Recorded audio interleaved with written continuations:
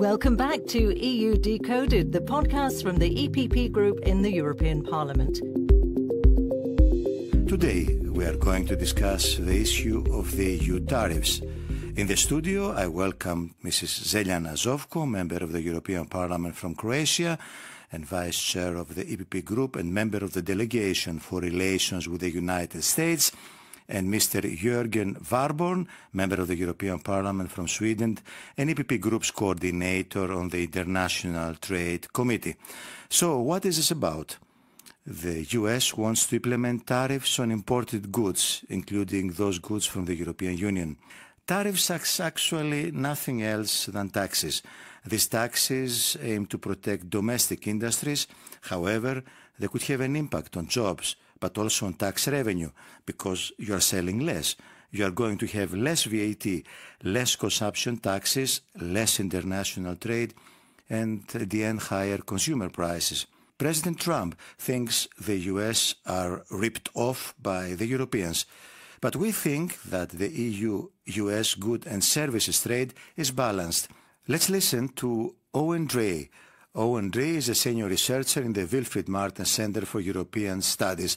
He specialized in macroeconomics and social policy. He's also an expert in the political economy of the European Union. As we know, President Trump is really obsessed about the trade balance.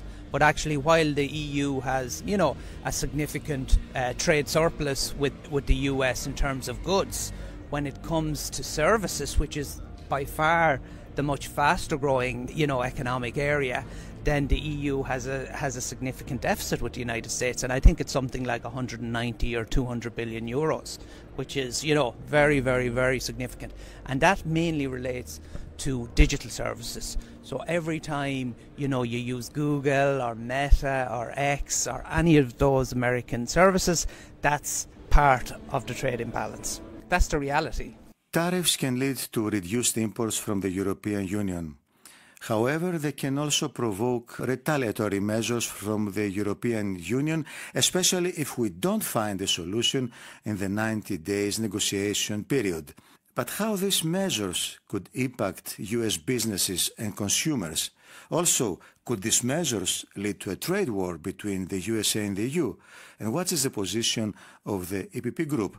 Mrs. Zovko?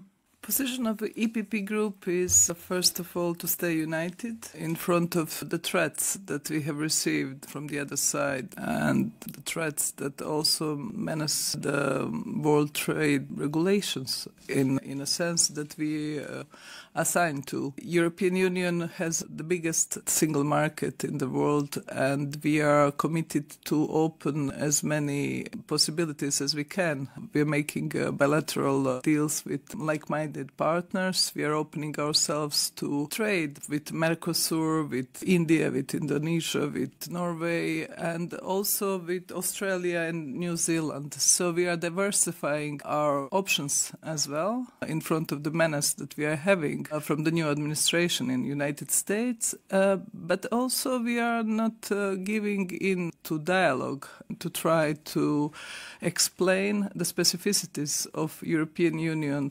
composition, regulations, that is very complex even for our citizens, let alone for Washington. Every time we go there and try to explain that some certain issues that Americans find unjust cannot be changed. For example, VAT, that remains a competence of each member state, and it's not something that we have invented, should be also explained the same way that Americans have their tax based on the local tax system. So, in a way, complexity of European Union is very difficult to be translated into simple English, but we understand that they are basically orientated towards American workers and American publics. But also we are doing the same for our workers.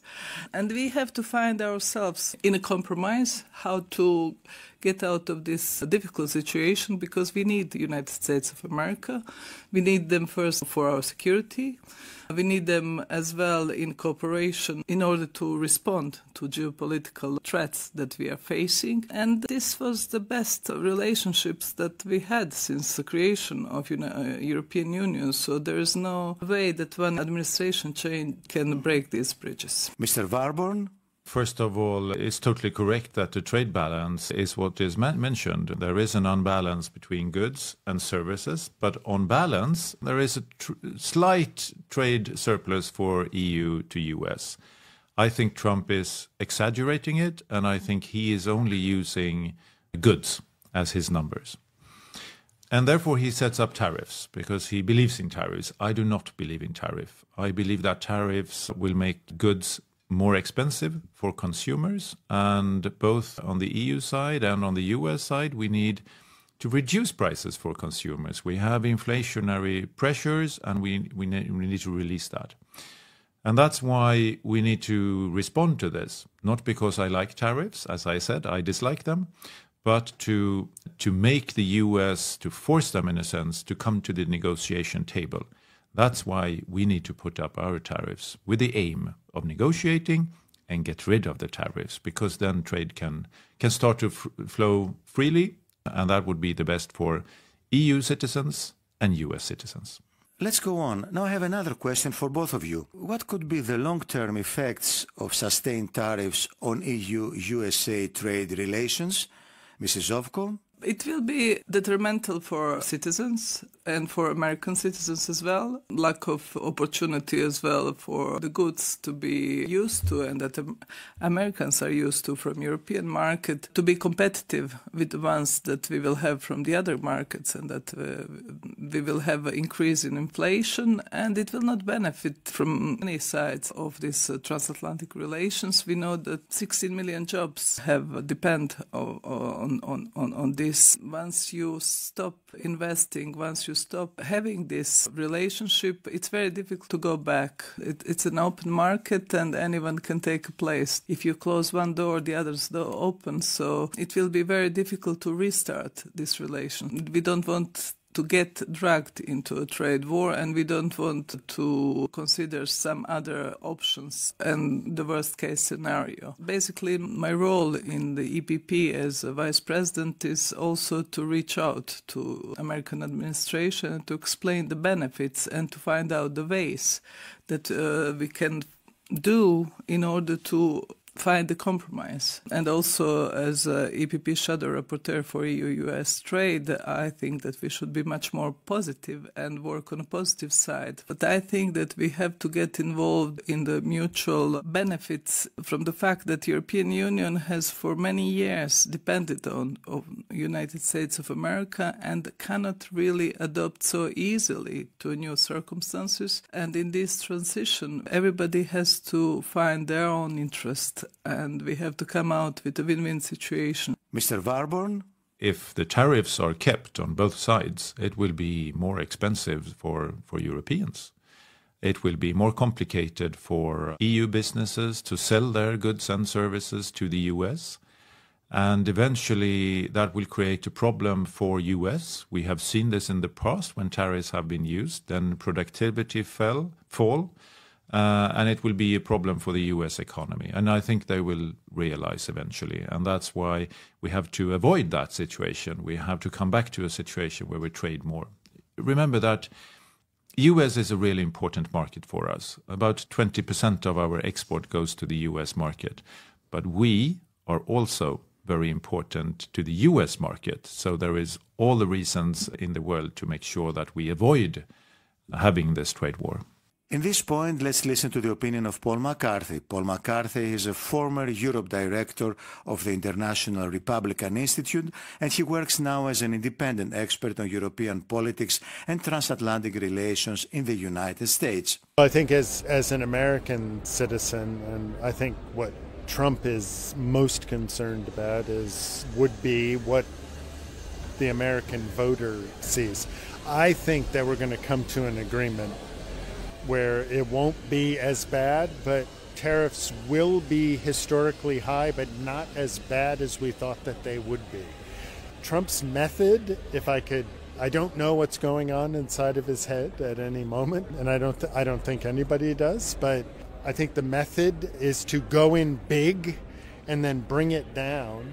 Even though what's left is historically high, it seems a lot less than it was.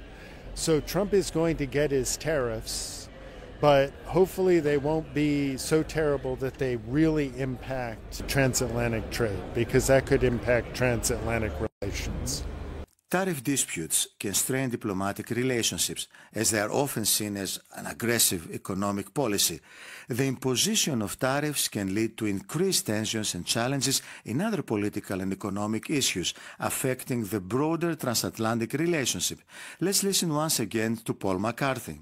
I don't think the transatlantic, even with the tariffs, transatlantic relations will not be irreparably harmed. There may be increased tensions, but at the end of the day, I am a big believer, and I've been working on this for 30 years now, I'm a big believer that the U.S.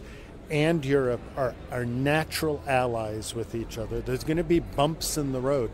People forget that we didn't have an easy time. Let me bring you back 40 years. Ronald Reagan was not a universally popular figure in Europe.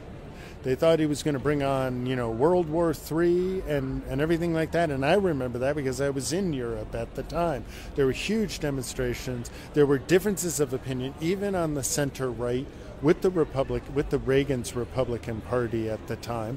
So a lot of tensions. We have long had differences of opinion, but we've managed to work them out. And even with Trump, I think at the end of the day, and I think Trump's beginning to realize this, he's going to need Europe, if only for other geopolitical projects to work together on, in particular China. Mrs. Zovko, do you agree with this point of view? How might the imposition of USA tariffs on EU goods influence diplomatic and political relationships between the two sides of the Atlantic? It already creates constraints, but we have European leaders competing to go and to meet Trump. That shows as well the certainty that these links will never be irreparably damaged. We just have to understand more how to speak in more transactional language, the way that President Trump is doing. We have seen that he already has made a deal with UK. He's making a deal even with China. So we have to find out as well how far we are flexible in sending the right envoy to cut the deal in his way of doing the business. I recently read a very good analysis by Jan Bremer, which says that in this global order that is being created, we have on one side China, and that is one party system and decided by, and controlled economy decided by one man, and and the total capture of institution by the one party system. East Europeans have gone through this and they know very well how that looks like, and that's the last thing that we should turn to. And on the other side, we have a capture of institution by private businessmen that are still not understanding the way regulated Europe functions. So we have to find this middle way in order to explain what added value United States has in keeping close to European Union as a global as well as soft power. We have 44 agreements covering 76 countries. I mean, UK has understood that very well when they did the Brexit. After the Brexit, that they have to go and make a deal with each country separately. So they understood the shock that they received after Brexit. So the soft power that still remains with European Union will be needed by United States of America. And I'm sure that if we are patient enough and if we are reasonable enough in our approach and to put down the tension and the messaging from both sides of the Atlantic, that we will find this middle way as well. Mr. Warborn? Well, of course it does. Of course it does. But I think it's also important to say that the transatlantic link is very important. It is not least important in these times when we have war in Europe, Russia's full-scale illegal invasion of Ukraine, and therefore we need each other. And Europe needs US and US needs Europe here. But still, that's why the tariff that US has imposed of us is, well, they are not justified, they are not according to WTO rules, and we, of course, have to react in a proportionate, in a balanced way, and in a WTO-compatible way. I say that because I mean balanced in the sense that if they hurt us with tariffs, we have to use tariffs as well in order to make them come to the negotiation table. Balanced in the sense that no single country in Europe, because tariffs hurts ourselves as well, no single country can take all the burden, or no single sector or branch can take the burden. It has to be balanced. And WTO compatible, that is really key here, because we rely on WTO, on the World Trade Organization, on their rules. We need the rules-based open trade system. Here we differ from the US. They tend not to see that as important, but it really is, and it is for the rest of the world. And I like that the Commission now has put this case with the US tariffs on the dispute to check this within the WTO if this is compatible or not from Trump's side. I believe it is not, and I think that will be clarified in WTO, and that is good. But to summarize, we need each other. The transatlantic link is strong, historically has been strong, and I hope that we can come back on track again. In the worst-case scenario, which is we find no solution in the negotiations, what could be the potential economic and political implications for the EU due to these tariffs? Mr. Warborn? Well, first of all, what we have to do is, of course, to plan for that can happen. And one of the things we are doing is that we are pushing for other free trade agreements, because if it gets more complicated to do business with the US, then we have to help as policymakers, we have to help businesses to make business in other parts of the world. And that's why it's so important that we push the Mercosur agreement over the finishing line, that we put the Mexico agreement over the finishing line, that we pull full speed on the negotiations with India, the Philippines, Indonesia, and also start work again with Australia. If we do that, I think we will be able to balance a bit the situation we have with the US trade. And also the single market. We have to work on our own market, because that is really the most important part to show strength. And we have strength. We should be confident in Europe with the single market. We are actually a bigger market than the US market. And that is also important when we negotiate with them, saying that, yes, you can sell your products to all 450 million Europeans, but we also would like to sell our products to your citizens. What is the best strategy to minimize the impact of the tariffs, and how the EU policymakers could address the issue of USA tariffs? Let's listen again to Owen Dray. My personal opinion is that patience is key here. There should be no immediate reactions, and I think what we should be doing in this period is focusing less on what's going on in Washington and more what we can do in Europe to the single market to reduce tariffs, because we saw in the Draghi report and his subsequent research that, failing to complete the single market is putting a tariff of, 40-50% on goods and over 100% on services. So I think we should really just focus on ourselves and come what may with the United States. Now, Mr. Warborn, do you agree? Don't you think that shifts in the US trade policy may create new opportunities for EU trade diversification? We can have more trade agreements with other parts of the world. What the EPP group thinks about it? Well, I wouldn't say opportunity, but I would say it's a good strategy. It's a good strategy to work with the single market. It's a good strategy to work with more free trade agreements. And we have to, in Europe, we have to sort out our energy situation. I would say that is really important for our businesses. And of course, to work more on reducing the regulatory burden, because we have it's too much red tape in Europe, and we are creating rules for ourselves that makes it very problematic to do business in Europe. We have to get rid of that. If we do that, we can come back to competitiveness, we can come back to growth, we can come back to creating jobs and prosperity for citizens in Europe. Mrs. Zovko?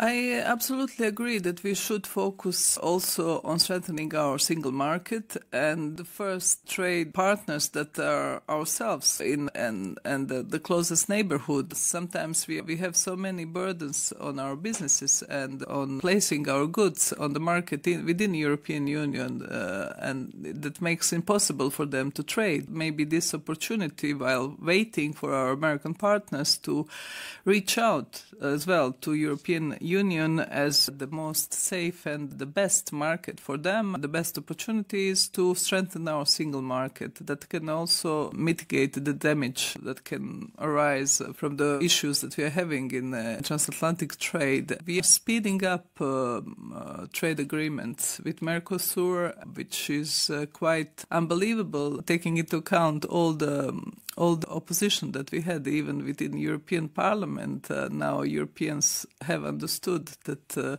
some compromises will have to be made in order to open our businesses to this and open and give opportunity to our businesses to place their goods on this huge market. So Mexico as well, Indonesia, we invest a lot in development aid, we invest a lot in multilateral organizations, but we are not getting in return the benefits that we should have.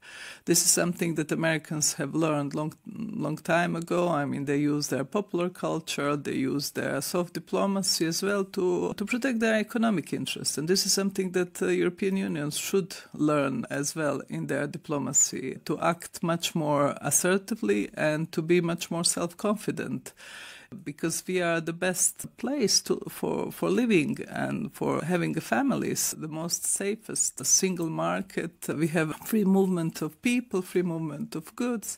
So people are aspiring the most World Heritage sites in European Union. So we are the best place to come and visit. All these benefits that European Union has can be used in our diplomacy as well in dealing with our trade partners, especially on the other sides of the Atlantic. Mrs. Zovko and Mr. Warborn, thank you very much for sharing your thoughts and your insights.